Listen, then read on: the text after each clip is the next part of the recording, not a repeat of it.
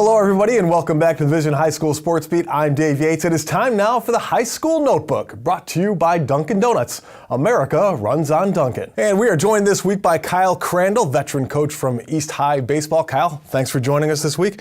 Talk a little bit about the season you guys had. It was another pretty successful run for you guys. Yeah, we graduated a lot of players last year, and we had a couple key players coming back. But I think some people thought it would be a little bit of a rebuilding year, and much to the credit of the kids on the team, they just really bought into a team concept this year, and we won a lot of close games, including the two games in our city tournament, which were both come from behind wins late in the game. And so just very proud of our kids in terms of what they have accomplished this year, and far exceeded the expectations that most had coming into the season. City baseball in general, how is the status of that league right now?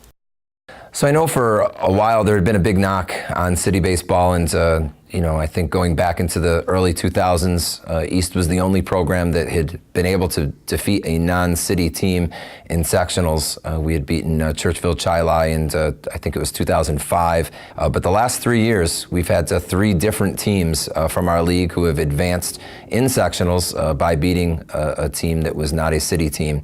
Of course, we had a historic run at East a couple years ago and made it all the way to the AA championship game. I think that you're seeing a little bit of a gap where the gap was pretty wide. I think we're starting to narrow it a little bit, and that's a credit to all of the coaches and many of the programs that are working really hard. You mentioned making it to the AA finals. Let's talk about this year's AA finals. Let's talk about Victor and a fantastic way. Talk about a great way to win a championship. Well, I don't know about a great way. I think you'd have to ask Coach Rucker about that. But congratulations to Coach Rucker and to Victor, who routinely has been in and around the finals and many championships under Sean's tutelage. And just what a great coach. But the opportunity, I think, for them to have revenge on last year's scenario, where they built a pretty sizable lead early on McQuaid, and then McQuaid stormed back, and now they have a chance to play in the championship game. And then two other winners from the weekend, Canandaigua and Wayne, both coming up big. How about Canandaigua in A1? I mean, there's a bracket that everyone looked at and said from the beginning was a pretty loaded bracket filled with a lot of really good baseball teams.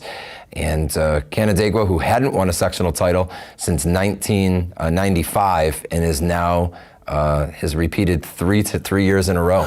How about those Wayne Eagles? I mean, we've seen it in basketball the last 2 years, where they overcame a large drought in basketball, and now they've done it in baseball as well. And they hadn't won a sectional title in baseball since 1955, and they were able to do that. And I actually had the privilege of being able to be there.